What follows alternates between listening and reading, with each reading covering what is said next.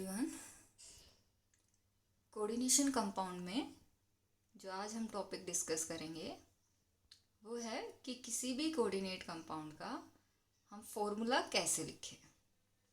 जो हमारे previous lectures थे उसमें हम लोगों ने क्या डिस्कस किया था कि हमें किसी कोऑर्डिनेट कंपाउंड का फॉर्मूला दिया गया है तो हम उसका IUPAC नोमेनक्लेचर कैसे लिखेंगे। आज इस लेक्चर में हम डिस्कस क्या करेंगे कि हमें किसी कोऑर्डिनेट कंपाउंड का नेम दिया है तो उसका फॉर्मूला हम कैसे लिखेंगे।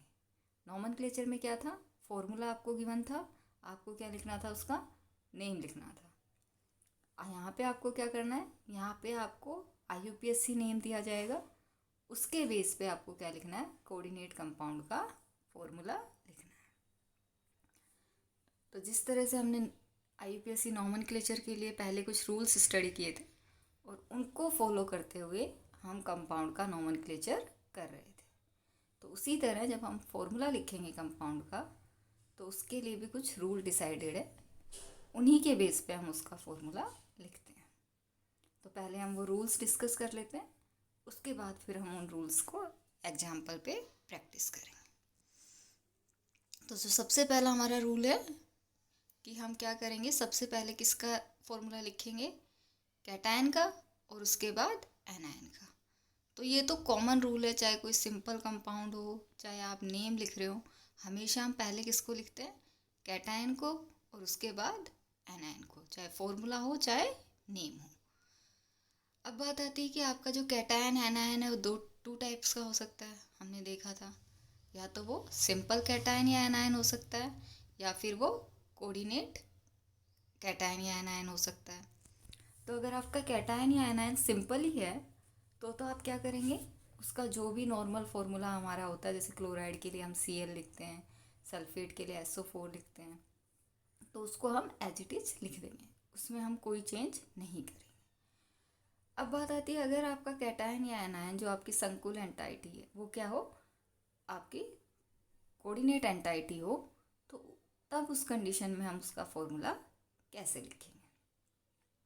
तो जब आप कोऑर्डिनेशन एंटाइटी का फॉर्मूला लिखते हैं तो उसमें हम क्या क्या लिखेंगे, धातु हमें लिखना है, लिगैंड लिखना है, और उनके लिगैंड के नंबर जिसको हम कोऑर्डिनेशन नंबर कहते हैं, उनको इनकी इन्फॉर्मेशन हमें इस कोऑर्डिनेशन एंटाइटी में देनी होगी। तो जब हम कोऑर्डिनेशन एंटाइटी का नेम लिख रहे थे तो आपको अब याद होगा कि हमने पहले क्या लिखा था, लिगैंड लिखते थे हम, और उसके बाद मेटल लिखते थे, और मेटल के ब्रैकेट में क्या लिखते थे, उसकी ऑक्सीडेशन स्टेट। लेकिन यहाँ हम ये जो ऑर्डर है ये क्या करेंगे, रिवर्स करेंगे। जब आप फॉर्मूला लिखते हो तो आप ऑक्सीडेशन स्टेट मेटल की नहीं लिखते हैं। फर्स्ट रूल कि फॉर्मूला में कहीं भी हम ऑक्सीडेशन स्टेट की इंफॉर्मेशन नहीं देंगे। अब बच गया मेटल और लिगैंड, तो वहाँ हम किसको पहले लिख रहे थे, लिगैंड को। यहाँ हम किसको पहले लिखेंगे, यहाँ हम पहले मेटल को लिखेंगे। पहले हम मेटल लिखेंगे, उसके बाद 1 बाय 1 लिगैंड्स की इंफॉर्मेशन हम कोऑर्डिनेशन एंटाइटी में लिखते हैं। अब लिगैंड को कैसे लिखना है कि एक ही लिगैंड हो जब तो ठीक है, हम उसको लिख देंगे, उसके नंबर उसके ब्रैकेट के बाहर सबस्क्रिप्ट में, मतलब ब्रैकेट लगाइए और उसके नीचे उसका नंबर लिख दीजिए, जो आपने फॉर्मूला में देखा भी होगा सबस्क्रिप्ट।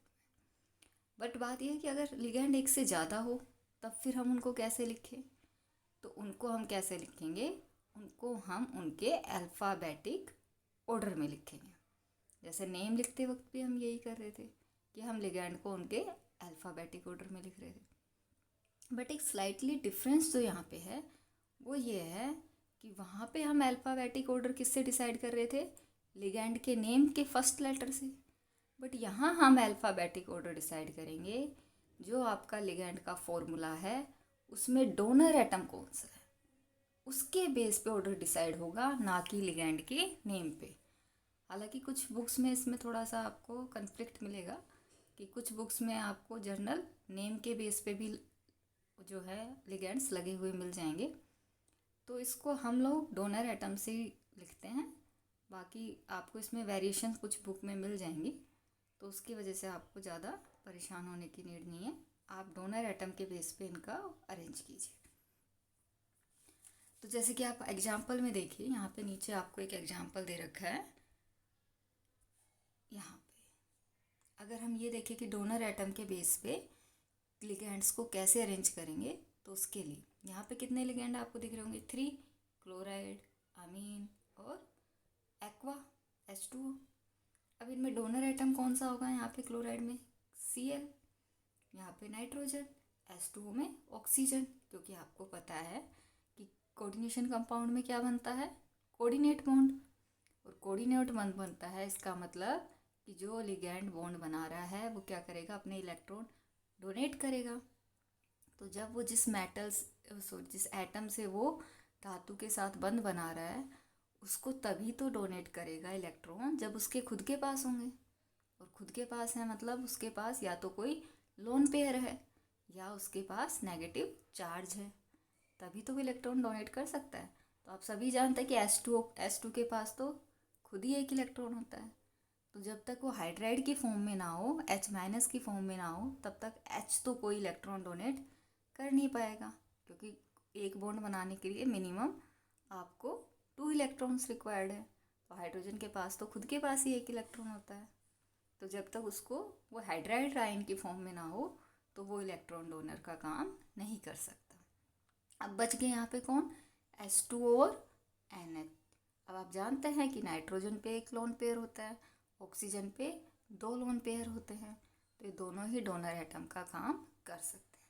और क्लोराइड की अगर हम बात करें तो क्लोराइड पे क्या होता है? माइनस चार्ज होता है। तो वो भी as a donor atom behave कर सकते हैं। तो इस तरह से यहाँ पे डोनर एटम्स आपको दिए गए हैं। इनको आप इसी ऑर्डर में सीक्वेंस में लगा लीजिए और इनको आप राइट डाउन कर दीजिए। जब इन सब को आप लिख लें तो आप अब बच गया लिगैंड का नंबर। और नंबर आपको कहाँ लिखना है? अभी बताया, ब्रैकेट लगा के सब स्क्रिप्ट में नीचे उसका हमें कोऑर्डिनेशन नंबर लिखना है। और जब ये सारी इन्फॉर्मेशन हम लिख लें मेटल और लिगैंड को, तो हमें उस कोऑर्डिनेशन एंटाइटी को एक बड़े ब्रैकेट में बंद कर देना है। ठीक है, तो इस तरह से हम कोऑर्डिनेशन एंटाइटी का फॉर्मूला भी लिख लेंगे। अब यहाँ ध्यान रखना हमें कि यहाँ हमें कोई ऑक्सीडेशन स्टेट की इंफॉर्मेशन नहीं देनी है। ठीक है, अब बात ये आती है कि अब ऑक्सीडेशन स्टेट की तो ठीक है आपने नहीं दी इंफॉर्मेशन, लेकिन आपको ये तो देखना पड़ेगा कि जब आप किसी कंपाउंड का फॉर्मूला लिखते हैं तो उसमें क्या होता है? टोटल जो भी आपका धनावेश और ऋणावेश होता है, टोटल पॉजिटिव चार्ज और नेगेटिव चार्ज वो कैसा होना चाहिए? इक्वल होना चाहिए। क्योंकि कोई भी अगर हम कंपाउंड की बात करें तो कंपाउंड क्या होता है? न्यूट्रल होता है। तो जब आप उसके पॉजिटिव और नेगेटिव चार्ज को तभी इक्वल कर सकते हैं कि जब आपको पता हो कि उस पर ऑलरेडी चार्ज कितना है। तो इसके लिए आपको क्या करना पड़ेगा कि आपको दोनों के नंबर बराबर करने पड़ेंगे। मीन्स नंबर संख्या नहीं बराबर करनी है, आपको चार्ज बराबर करना है। तो उसके लिए आपको पहले तो जो आपकी कोऑर्डिनेशन एंटाइटी है उस पर क्या निकालना पड़ेगा? कितना चार्ज है ये देखना पड़ेगा। क्योंकि फिर उसी के अकॉर्डिंग हम कैटायन या एनायन जो भी हमें लगाना है उनके नंबर वहाँ पे लगाएंगे। तो इसे जब आप देखना है तो जब हम कोऑर्डिनेशन एंटाइटी पे फॉर्मूला उसका चार्ज निकालेंगे तो उसके लिए वही फॉर्मूला जो हमने किसके लिए यूज किया था? ऑक्सीडेशन स्टेट निकालते वक्त यूज किया था, वही सेम फॉर्मूला हम यहाँ पे यूज कर सकते हैं। क्योंकि वहाँ पे हमने क्या पढ़ा था कि जो भी आपका कॉम्प्लेक्स कंपाउंड है, कोऑर्डिनेशन एंटाइटी है, उसमें टोटल उसका चार्ज किसके बराबर होता है? जो आपका सेंट्रल मेटल एटम है उसकी ऑक्सीडेशन स्टेट और जितने भी लिगैंड कंपाउंड में प्रेजेंट है उन सब के टोटल चार्ज के सम के बराबर कोऑर्डिनेशन एंटाइटी का चार्ज होता है। तो यहाँ पे x क्या है? धातु की ऑक्सीडेशन स्टेट। n क्या है? जब आपके लिगैंड एक से ज़्यादा टाइप की हो तो किसी एक प्रकार के लिगैंड की संख्या। y आपके लिगैंड पर चार्ज। इसी तरह अगर एक से ज़्यादा लिगैंड हो तो दूसरे टाइप के लिगैंड की संख्या किससे लिखेंगे हम? N2 से। उसका चार्ज किससे लिखेंगे? Y2 से। तो इस तरह इस फॉर्मूले को यूज करके हम कोऑर्डिनेशन कंपाउंड पर चार्ज फाइंड आउट कर सकते हैं। तो ये तो हो गए हमारे फॉर्मूला राइटिंग के कुछ रूल्स। अब इन रूल्स को तो हमने पढ़ लिया, लेकिन जब तक हम इनकी प्रैक्टिस नहीं करेंगे तब तक हमें नहीं पता चलेगा कि ये कैसे वर्क करते हैं। तो अब हम यहाँ पे एक एग्जाम्पल के थ्रू इसको डिस्कस करके देखते हैं कि हमारे रूल फॉर्मूला राइटिंग में कैसे अप्लाई करना है। तो इसके लिए सबसे कॉमन एग्जाम्पल आप लोगों ने कई बार पढ़ा होगा, वही हमने यहाँ लिया है, पोटेशियम हेक्सासाइनाइडोफेरेट 2। ये कंपाउंड आपने कई बार पढ़ा। अब आपको इसका फॉर्मूला लिखना है। नेम तो आपको दे दिया यूपीएससी, अब आपको नेम नॉमेनक्लेचर नहीं करना है, आपको क्या लिखना है, फॉर्मूला लिखना है। तो फॉर्मूले का फर्स्ट रूल क्या था कि पहले क्या लिखना है, कैटायन, आफ्टर दैट एनायन। यही चीज़ नेम में भी फॉलो होती है। तो ये तो आपको इन्फॉर्मेशन नेम से ही मिल जाएगी कि कैटायन कौन सा है नाम में और एनायन कौन सा है, क्योंकि जो पहले लिखा होगा वो कैटायन है, जो बाद में लिखा होगा वो एनायन है। अब इन दोनों में से अगर आपको ये पहचानना हो कि कोऑर्डिनेशन एंटाइटी कौन सी है, तो उसको पहचानने का तरीका क्या है कि जहाँ ऑक्सीडेशन स्टेट जिसके साथ लिखी हो, जैसे कि यहाँ हेक्सासाइनाइडोफेरेट के साथ लिखी है, वो क्या है, कॉम्प्लेक्स कोऑर्डिनेशन एंटाइटी है। ठीक है, तो पहले आप इन दोनों का फॉर्मूला लिख दीजिए रूल्स के अकॉर्डिंग, और फिर लास्ट में आप क्या कर लीजिए, इनके चार्ज को इक्वल कर लीजिए, कैटायन और एनायन के। तो यहाँ पे अगर इस एग्जांपल में हम डिस्कस करें तो यहाँ पे कैटायन कौन सा आपका नाम से पता चल रहा है, पोटेशियम। सिंपल कैटायन है पोटेशियम, आपको दिख रहा होगा, क्योंकि कोई भी इसके बाहर हमने धातु या कोई ऑक्सीडेशन स्टेट मेंशन नहीं की है। तो ये कैसा कैटायन हो गया, सिंपल कैटायन। और सिंपल कैटायन में आप जानते हैं कैसे लिखना है, जैसा उसका नॉर्मल फॉर्मूला लिखते हैं वही हमें यहाँ पे लिखना है। और पोटेशियम के लिए हम क्या उसका सिंबल लिखते हैं, के, तो वो यहाँ पे हम लिखते हैं। अब बात आती है आपकी कोऑर्डिनेशन एंटाइटी के नोमेनक्लेचर की। तो उसमें हमने क्या पढ़ा था, नेक्स्ट रूल, कि कोऑर्डिनेशन एंटाइटी में हमें पहले क्या लिखना है, मेटल का नेम लिखना है। मेटल यहाँ पे आपको दिख रहा होगा, मेटल कौन सा होता है कोऑर्डिनेशन एंटाइटी के नेम में, जो कि ऑक्सीडेशन स्टेट से जस्ट पहले लिखा हो। तो यहाँ पे मेटल कौन होगा, फेरेट, और फेरेट का सिंबल क्या होता है, Fe, फेरस का। तो यहाँ पे हमने पहले क्या लिखा, Fe लिखा। अब उसके बाद आपको क्या लिखना है, 1 बाय 1 लिगैंड लिखना है। लिगैंड अब आप यहाँ पे नाम में देखिए कि सारे एक टाइप के हैं कि एक से ज़्यादा हैं, क्योंकि अगर एक से डिफरेंट टाइप के होंगे तो हमें क्या करना पड़ेगा, उनको अल्फ़ाबेटिक ऑर्डर में अरेंज करना पड़ेगा पहले। बट यहाँ पे आप देखिए लिगैंड क्या है, एक ही टाइप के साइनाइडो ही हैं सारे, और उनका नंबर क्या है, हेक्सा। मीन्स कितने लिगैंड है साइनाइड के, 6 लिगैंड है। और अभी हमने आपको बताया था कि कैसे लिखेंगे आप लिगैंड को, उसका सिंबल लिख दीजिए, ब्रैकेट लगाइए, और उसके सब स्क्रिप्ट में मीन्स यहाँ पे नीचे यहाँ पे आप क्या लिखेंगे, ये जो 6 है ये उसका क्या हो गया, सब स्क्रिप्ट में कोऑर्डिनेशन नंबर हो गया आपके लिगैंड का, जो कि हमें किसकी इंफॉर्मेशन देगा, लिगैंड के नंबर्स के। अब यहाँ तक आपने कैटायन का फॉर्मूला लिख लिया, एनायन का फॉर्मूला लिख लिया। अब बात आती है इनके चार्ज की, कि जब तक चार्ज इक्वल नहीं करेंगे तब तक क्या है, वो पूरा कंपाउंड का फॉर्मूला नहीं बनेगा।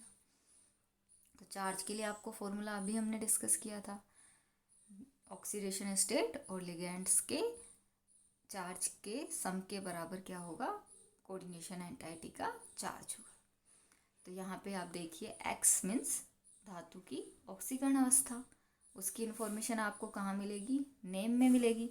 कि नेम में जब आप देखते हैं ब्रैकेट में हम क्या लिखते हैं, धातु की ऑक्सीकरण अवस्था रोमन में। तो यहाँ पे कितनी होगी ऑक्सीकरण अवस्था, 2।